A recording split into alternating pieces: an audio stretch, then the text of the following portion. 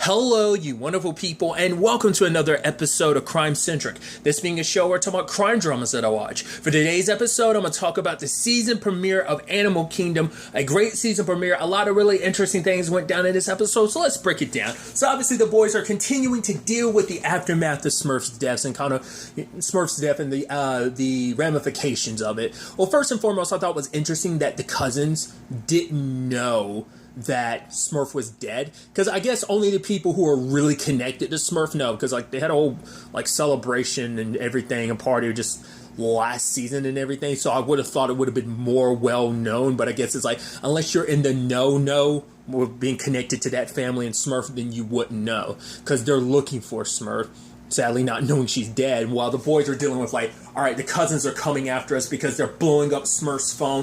The fact of the matter is we left a truck there that could technically connect back to us, so they have an idea where we live, so we have to be prepared. So it's come to, even at first Darren's on watch at first, so it's alright, because these guys could strike at any time. So Pope is the one that came up with the idea of right, so we're going to give the gold back, which Craig was like, what? No, literally, this was mom's last gift to us. Would it really? It's no, but it wasn't that point, but later on in the conversation, it's no.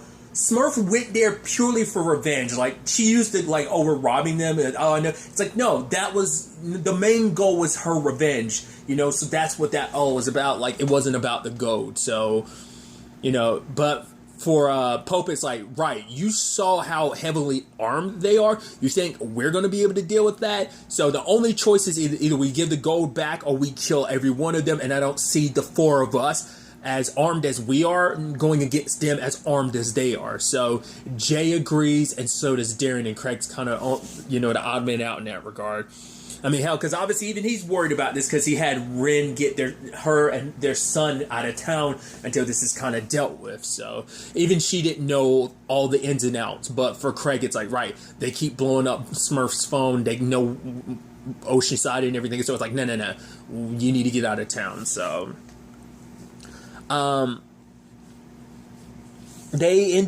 ultimately the cousins do end up hitting the Oceanside post office, and it's wait, did you give him our address? It's no, the other place. What other place? Apparently Smurf had a secret apartment. It's what's up with that?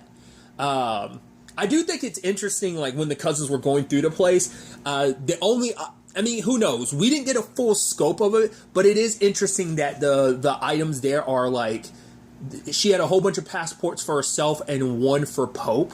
Then I'm because I'm assuming that's her stash if she ever needed to go on a run, if shit really hit the fan and she needed to disappear, that was going to be her stash place to make it happen. But I think it's and from what we saw, at least one of those was for Pope. I'm does that mean there was one for Darren and Craig as well? And how long has she been sitting on that place? That the fact that place exists and none of them knew about it also shows Smurf had so many damn secrets that you guys knew nothing about. Hell, Pope only just found out about his dad last season, so it's it's not and that's decades of not really knowing much about what happened to his dad, even knowing oh hey, your dad's buried there underneath that so there's just so much that they didn't know. And that's also the thing too that I'll get to it later on when I'm explaining it, but the fact of the matter is, who knows how many threads Smurf had out there in the regard of who knows who's connected to she paid off a lot of people to do a lot of services for her, and you have no idea how many people are out there technically who had your back, who probably no longer have your back, because it's no, I was cool with Smurf. And if you can keep the money train going, sure, but Smurf is the reason why I was there. You don't your situation, Smurf's situation with me, doesn't automatically roll over. That has come up in the past of whoa, people have been I'm not working with you. My business is with Smurf. I'm not going behind her back and working with you. That's come up in the past as well, so. But regardless, the other thing I thought was interesting is it's a place with Julia's pictures, and I could be misremembering. I don't think there's any if there are, there are probably not that many pictures of Julia in the main house, but the fact that she had a stack of them, I think that speaks volumes. But obviously by the time they do get to the main house, get to Smurf's other place, the cousin's already rifling through everything. luckily they were able to sneak in, and it's like, okay, like, we got guns pointed at each other. This is kind of like a standoff situation. It's like, okay, we just want to talk. What happened? That was on Smurf. Jay's like, I killed her. She was dying of cancer. She wanted to die. And it's like, well, show us a body. We can't. Cremated her. I wonder if they actually were able to show a body, would that have made them feel better? I don't know. Their dad is still dead, so it doesn't change anything. It is the interesting parallel of like, oh, it's these four versus these four. Both parents dead, and kind of left cleaning up their mess to a certain extent, because, you know, Smurf is dead and she doesn't have to deal with the ramifications of what she started. Granted, once again, not necessarily 100% in her right mind at the time, but she wanted to settle scores before her time was up, essentially. But it's like, right, she left her kids and her grandson holding the bag in this situation. So, but it was a deal like, right, I'm going to show you where the gold is, and you guys just leave. There don't have to be any bloodshed. Especially because, like, Pope doesn't want to kill them because it's like, right, their family is like, they're my cousins. It's like, but Darren was like, no, Craig was like, wait, but you don't even know them. You just met them. But that's the thing, like, for Pope, it's like, wait, there's family out here I didn't know. His dad's gone, his twin, well, they are twins, right? Yeah, like, his sister's gone, and like, now his mom's gone. Like, this is like other family he can hold on to, because like, that's his side of the family. And it's like, yeah, he's got Darren or Craig, and yeah, he's got Jay, but like, oh, here's other family, like, that he's, you know, blood has always been the most important thing. Family's always mattered the most in this, you know, in this series. So I think he wanted to keep that. He didn't want to kill his cousins, you know, because they're blood, they're family. You know, once there, that was also the thing, like, right, the beef was between Smurf and your dad, like that, you know, just their issues have nothing to do with us. Like, we don't have to kind of continue this. Their stuff was theirs, not ours. So even Nick Stahl's character being like, no, like, you know, your dad's buried in a tree. He's like, I know. It's like, maybe you should come by and pay your respects. So it's like, he seemed like he's the most level-headed amongst them, that he's okay with all of this. And the other one would be like, yo, so you get the gold, all of it? It's like, yeah, like, let's just go. And I'm like, are you really just walking away from this? I was like, okay, maybe. Turns out they weren't willing to just 100% walk away, as they roll up after your power goes out, well, most likely cut, and bust through your gate, night vision goggles and everything. So wasn't the smoothest, like, counterattack, but they got it done. Honestly, it was kind of a baller move what Pope did. It's just like dragging, what's the dude's name, Owen, to the bottom of the pool, and it's just like, he's just staring at him, holding his breath. It's like, oh, that's actually kind of badass that you're doing that. Like, you're not, he's the one struggling, and you're just kind of looking at him with, like, kind of this psychotic look that Pope has. So I thought that was interesting.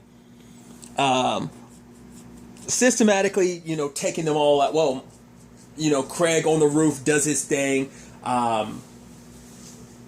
Jay literally about to get it himself multiple times because his gun was like jammed and he couldn't fully like get it loaded and everything. So that could have been bad. But that last dude, like Craig coming in, choking him out.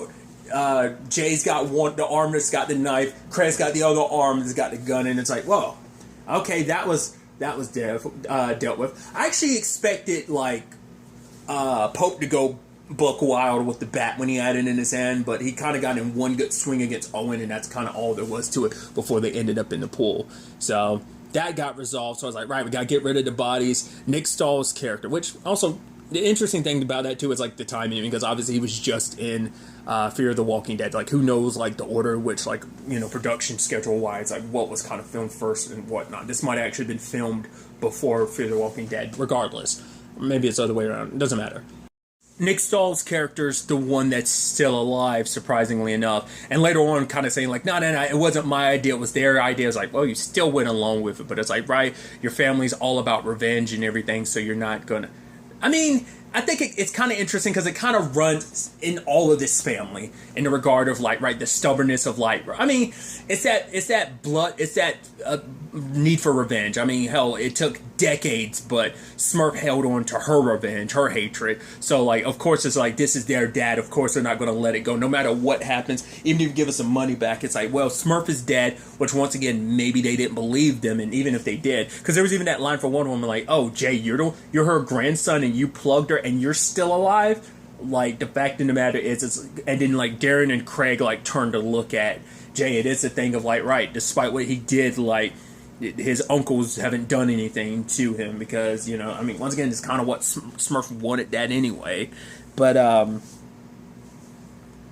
it's just understandable, like, why they wouldn't, despite everything. It's like, yeah, it's like, because Nick Saul made it seem like, it was just about the gold, but it's like, no, it was more than that, you know? It's like, right, this is our dad and everything, they can't just get away with it. But like I said, maybe they didn't believe that Smurf was actually gone and thought that was BS, or maybe they thought, okay, she might be gone, but if we can't get revenge against her, we'll get revenge against her by going after you guys and killing you, because once you're dead, then it's all settled, it's all good. So there's other interesting elements that kind of got brought up this episode too. Is like when Darren and Jay were putting away the gold, hiding it away and everything, you know, Jay brings up, you know, Smurf told me about Adrian talking to the cops. And it's like, well, it's already dealt with. And he's like, how was it dealt with? It's kind of like, don't worry about it, I dealt with it. And I'm like, that's probably going to become an issue in some shape or form. I mean, Jay's kind of done some of the wet work himself. It's mainly been a Pope thing, but he's kind of followed in his uncle's footstep to a certain extent, because he's kind of cleaned house on a few occasions over the course of this series. I feel like was it? Yeah, probably. Was that last season? Or was that the season before last? That probably was last season. Like, he handled things himself, you know. So I'm like, I don't know. We'll have to wait and see whether anything comes of that. I mean, Adrian's not in town anymore anyway, but that still might surface in some shape or form. I don't know. Maybe that's just them kind of closing the thread on that for now. I don't know. There might be, the fact is they went out of their way to bring that up. It might be them setting it up to be like, no, we've got more to do with that. There's also the whole, Smurf's will. Wait, who's this Pamela lady, and why the hell is she getting most of everything? You know, us, her kids. What about us? You know, because I don't remember if they went over the details of what they're exactly getting. Most of it's going to Pamela, which I'm sure we're going to get more into that. Like, you know, obviously, I think we're going to be running into her present day, but also like a little bit more of her and Smurf's past. I'm sure it's going to surface this season, but that's definitely going to be interesting.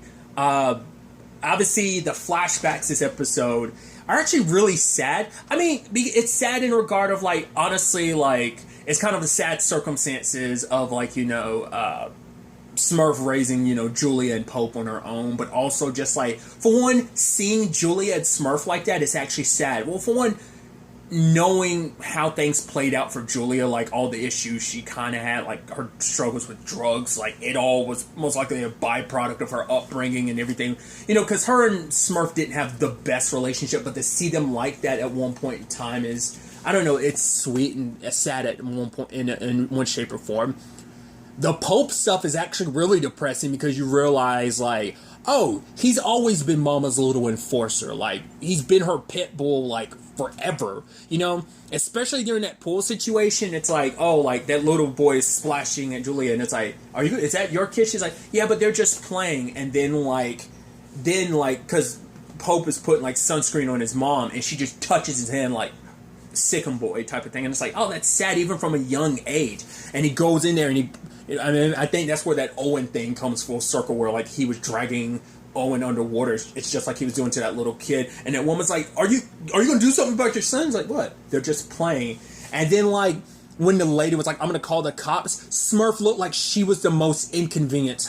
Let's pack it up. Like, she was almost annoyed that, like, she had to... It's like, you caused this situation. I mean, to be fair, from the start, you can tell Smurf was already like, nah, like, fuck you. Like, she already had that mentality of, you know, just the way she was looking at the ladies. Like, I don't like you. So having to leave. And then kind of an extra fuck you is to literally explode her car. Once again, this is Smurf we're talking about. We already saw what a young Smurf last season was capable of. Are we surprised to see the spiral? I mean, because we got to get from where she was last season to where she was, well, before she died and everything, who she was before she died. So, you know, we're going to be seeing a wild, crazy ass. I'm sure she was even wilder and uncontrolled, more like out there in her younger age. But To me, the saddest line was like when it's like, because Pope is a little like weird in his OCD or something, because like he was putting all those candy pieces, like colorizing them all earlier. Like I don't know if it's like a form of OCD. He's doing the same thing with his kids meal, and like. He's like, he didn't want the toy, and he was like taking off the pickles and lining them up. And she's like, and Julia was like, why'd you even want the toy if if you're just going to toss it away? But it's like, your brother just wants to he just likes to open the box. And Julia's like, Mom, I think all this moving around isn't good. We need to just kind of find a place to settle because Pope, he needs something. She's like, what? I don't know, but he just needs something more. And it's like, your brother's going to be fine. And just hearing those lines, you're like, oh. And I think that in itself probably led to division between Julia and Pope, because they weren't as close as they could have been, or even should have been, That I think maybe that's also why why Smurf and Julia's relationship turned out the way it did, because it's like she probably resented her mom for how Pope turned out. It's like, you did that to him, you warped him into that, So maybe that played a role in that. We'll ultimately have to kind of wait and see how that all plays out. But it's interesting how that comes, full circle in that same regard too, because at the end of it all, like, he's getting Nick Stahl's character to like bury, like, dig a hole for like the others, and when the time comes, Pope could kill him but doesn't. Because even Pope is like, right, I'm the one that always cleans up the messes. This is my thing. But at the end, he couldn't pull the trigger, because I think it's like his mom's not around anymore for him to have to do her bidding. He doesn't have to be that quote unquote monster anymore, because it's like, right, like with her gone, I can finally just be me. I don't have to worry about being the one that just cleans up, saying like, maybe this might be the steps towards him finding some form of normalcy. Like, once again, just Pope has always been a little off, and I think it's just, Smurf didn't help that. She needed him to, everything that she was dealing with at the time, like him probably being a constant reminder of Colin being gone, like maybe that just warped her, and just like her anger towards the world, her middle fingers to the world, it just caused her to warp Pope into what he is. Once again, yeah, did he already have issues as a kid? Yes. But maybe if she had taken the time to really get that dealt with, but she wouldn't have the Pope that she had today if it wasn't for that, So I don't know. But I think I think for Pope it's like, right, I have enough blood on my hands because I was my mom's little helper, her little pit bull, her little enforcer, that even saying like, it's her fault, I'm the way I am. I had to do all this anything I've ever done, it's been because of her. Hell, even when they're trying to decide what they're going to do with her ashes, it's like, maybe, we'll bury it with the family plot. Like, she bought all those, like, plots for all of us, and she moved Julia there. And it's like, and then Pope, I was wondering, like, near the sink and everything, I was wondering if Pope was actually planning on, like, just dumping her down the sink or something like that. But it's like, nah, he held on to her, even to the point he put her in the safe. So kind of showing, even in death, his mom has such a tight grip on him, and maybe that ending is supposed to be him loosening that grip, even just the slightest, So I'm really interested to see kind of where that story goes, especially because you let him go. That's going to come back to bite them in the ass later on. Who knows? Maybe he'll be satisfied. He did say, like, oh, I'll let you know where the gold is, which they're out like $1 million in gold, but who cares? As long as it kind of keeps the family safe for now, I think that's kind of all that matters, but we'll see. There was even that little bit about the lasagna I thought was interesting. It's like, right, Smurf was the one who made the lasagna after like every good job and after the completion of every job. But it's like, even Craig being like, yeah, he'd want his son to grow up knowing his grandmother, and her, lasagna and everything. And then you even had Darren kind of laughing, grandmother. It's just like, I guess just kind of like, right, Smurf was barely a mother. She wasn't even the best grandmother. We've already seen that firsthand. Because I think for Darren, it's probably like, oh, we could barely label her as a mother. We definitely can't label her as a grandmother. Because I think it's also like, right, when you think of a grandmother, it's almost like you're trying to paint the picture of her being something sweet. It's like, no, Smurf was Smurf, you know? So, because another angle too, I brought up earlier, but that was like, right, that cop who rode up, obviously one of them was like, yo, there was some shots heard, so we went to investigate. But Darren's like, do you have a warrant? It's like, we have probable cause because there were, people heard gunshots. But the other cop was like, no, I'll take care of this. And Darren ends up having to pay him off. He's like, yeah, none of this ever happened when Smurf was around. And that in itself is going to be the big crux of this story of like, once again, all they've ever done is bitch, moan, and complain about how a Smurf runs things. It's like, now you're going to find out truly what it's like not to have Smurf.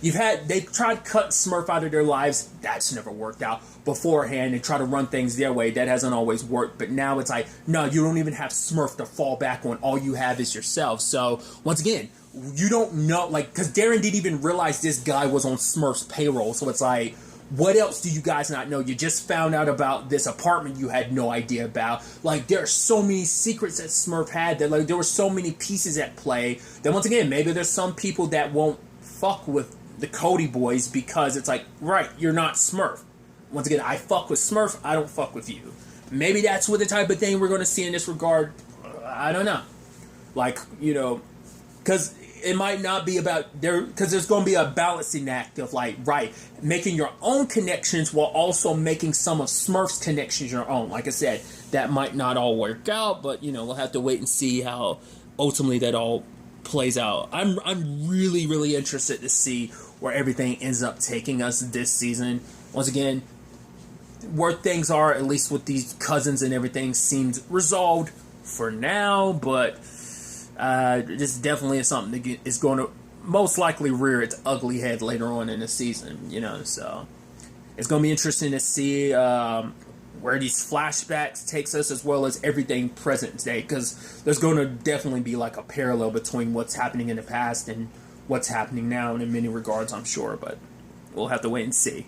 But really, that's all I want to talk about. Till the next time we meet, be happy, be safe, live life to the fullest, and enjoy it. Good day, and goodbye.